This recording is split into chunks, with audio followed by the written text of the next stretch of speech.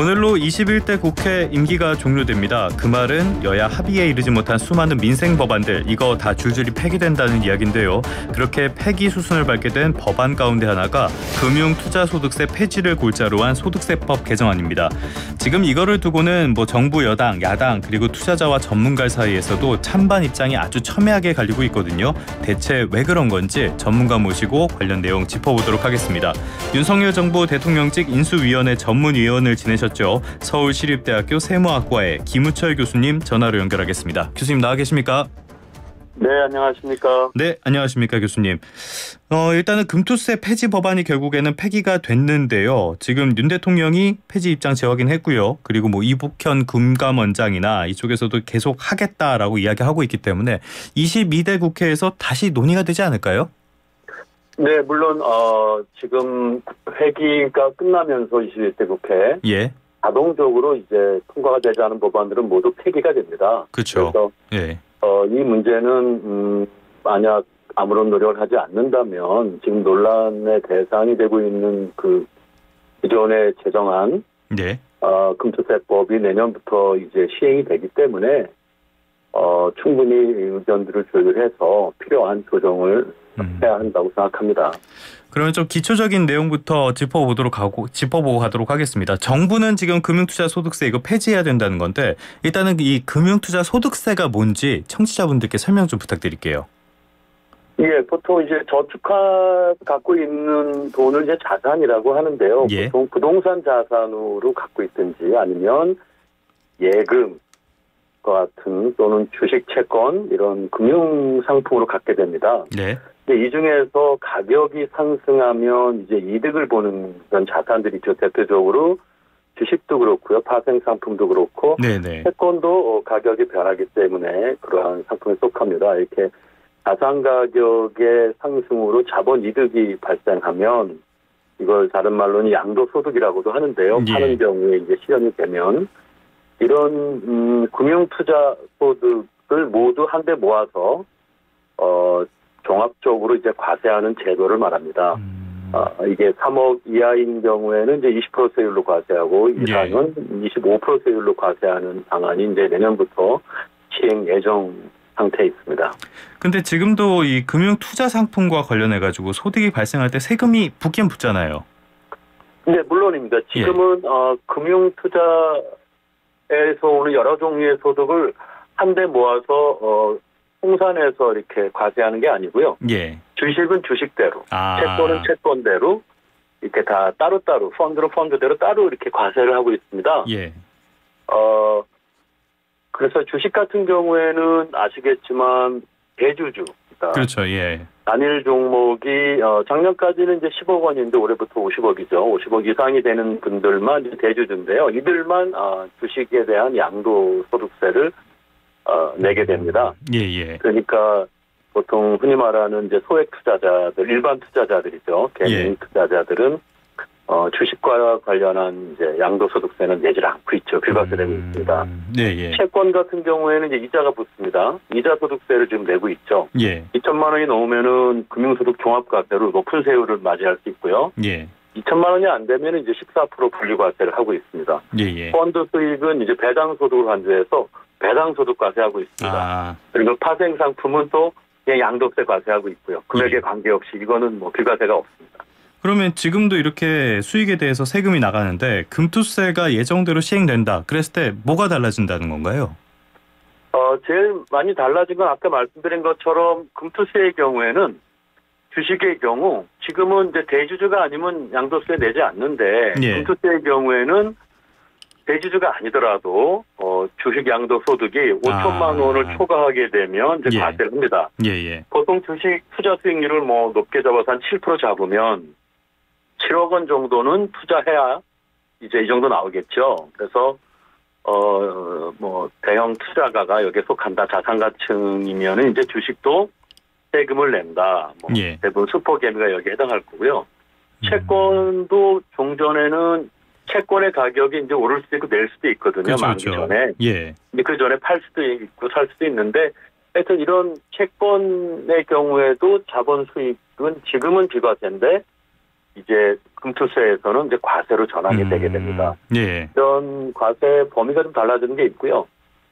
중요한 것은 근데 금투세 이제 여러 가운데 중요한 것은 투자자에게도 도움되는 조치가 많이 있다는 점입니다. 예를 들어서 예. 여러 금융상품으로부터 얻은 투자 수익을 모두 더해서 통산해서 순이익에 대해서 과세를 하거든요. 지금은 손실은 뭐 세금 안 내지만 이익은 조금만 나도 세금을 냅니다. 둘이 합쳐도 마이너스라도 그거 상관 안 합니다. 근데 금투세는 그걸 통산해서 하기 때문에 다른 데서 큰 손실을 보고 어떤 데서는 약간의 이익을 봤다면 세금이 안 나올 수 있죠. 네. 예. 그리고 작년, 재작년에 큰 손실을 봤다면 그걸 올해 다 손실을 2월 허용이 되기 때문에 2월에서 적용하는 것이 예.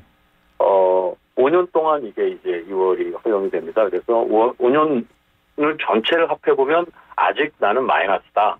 3년간 마이너스고 2년간 플러스인데 아직도 마이너스다. 그러면은 이제 세금을 안 낼 수 있습니다. 이런 것들이 금투세의 이제 새로운 점이라고 말씀드릴 수 있습니다. 그러면 이제 금투세 쪽으로 찬반 논리를 좀 짚어보려고 하는데요. 금투세가 시행이 된다고 해도 이거를 실제로 내는 투자자는 1% 미만 정도라는 거잖아요. 그런데 왜 이게 99%에 해당하는 개미 투자자들, 일반 개인 투자자들까지 이거에 반대하고 있는데 이거는 왜 그런 겁니까? 일단은 다소 조금 의아한 대목이기도 합니다만 기본적으로는 일반 투자가들도 꿈을 먹고 다 투자하지 않습니까? 뭐 그렇죠. 주식시장에 들어간다는 건 이익을 볼 수 있다는. 5천만 원 이상의 수익을 낼 수 있고 그렇죠. 잠재적인 과세 대상자 되는 거 아니냐, 좋을 게 없다라는 어떤 생각할 수 있고요.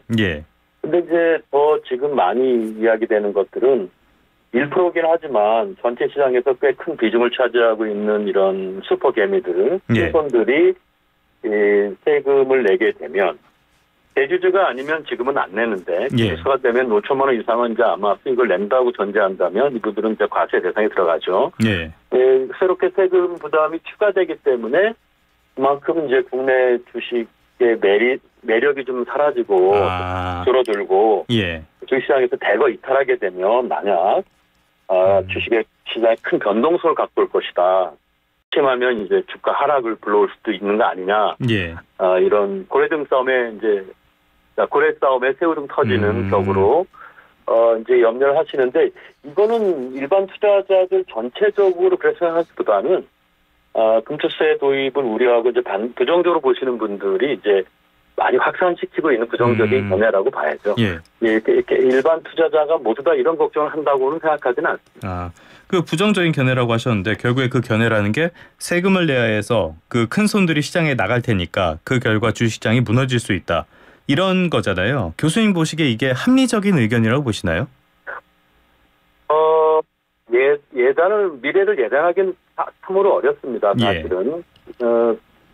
이 세금 문제 이외에 당시의 주식시장, 경제 상황 이런 것들이 아주 복합적으로 작용하기 때문에 충격이 있을 것이다 없을 것이다를 단언하기는 힘듭니다.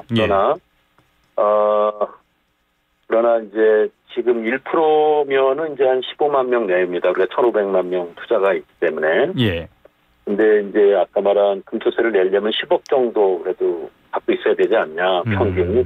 본다면은 이제 한 150조 이렇게 되거든요. 150조면 우리나라 지금 시총 규모가 2,500조이기 때문에 6% 정도입니다.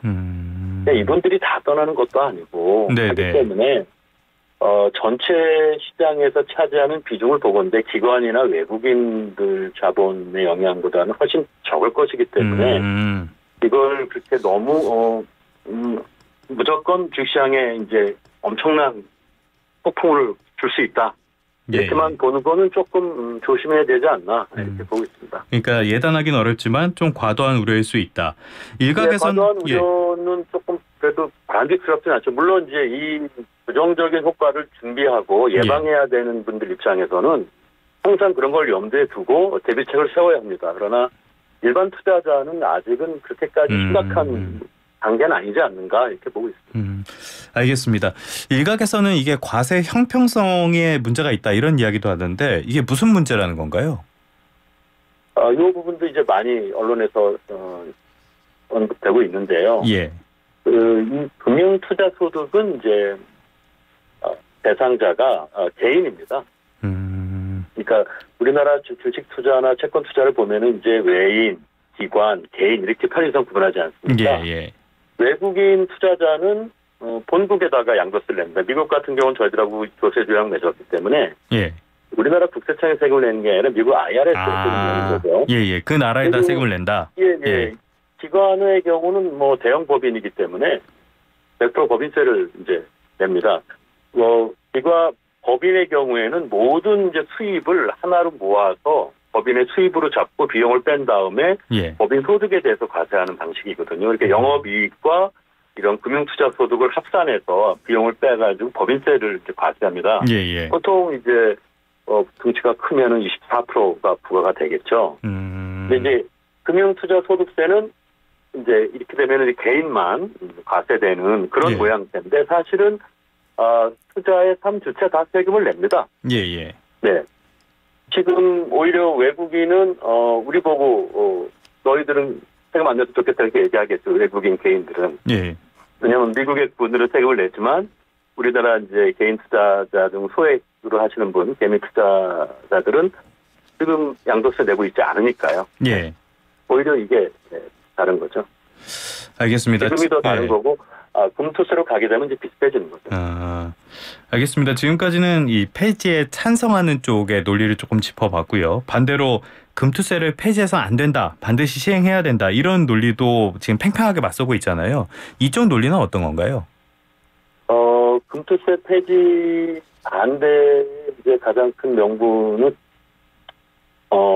조세 형평성이죠. 금융소득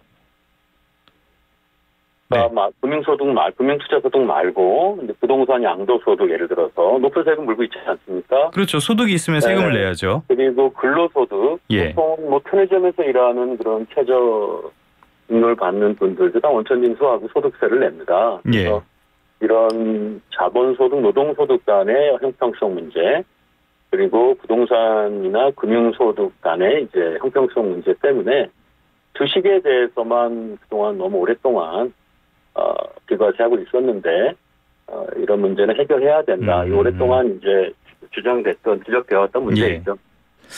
알겠습니다. 그러면 지금까지 찬성 논리, 반대 논리 짚어봤는데요. 교수님 개인적으로는 이걸 좀 어떻게 보고 계시나요? 지금 매우 상황이 복잡해졌습니다. 조금 자세히 말씀을 드리자면 금투세는 결국은 조세 형평성 차원에서 결국은 저희들이 가야 될 길입니다.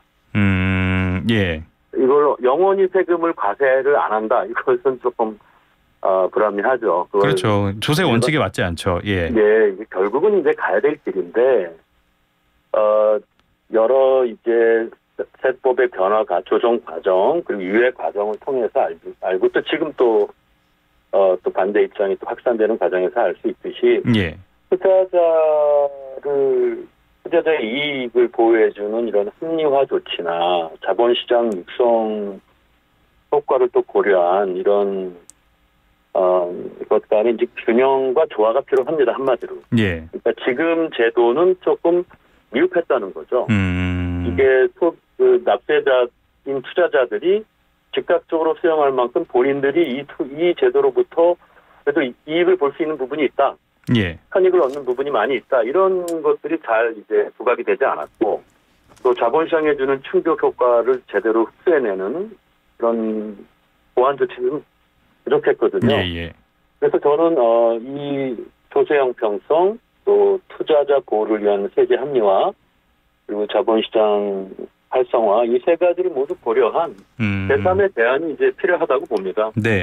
구체적으로 과세는 하되 이제 전면 과세가 원칙이다 이거죠. 이렇게 5천만 원까지 비과세하면 이제 13만 명 이렇게 아주 좁게 과세 대상을 잡는 거는 금투세의 취지와는 좀 다릅니다. 그 전면 과세가 조세 형평성에 가장 부합하기 때문에 전면 과세를 하되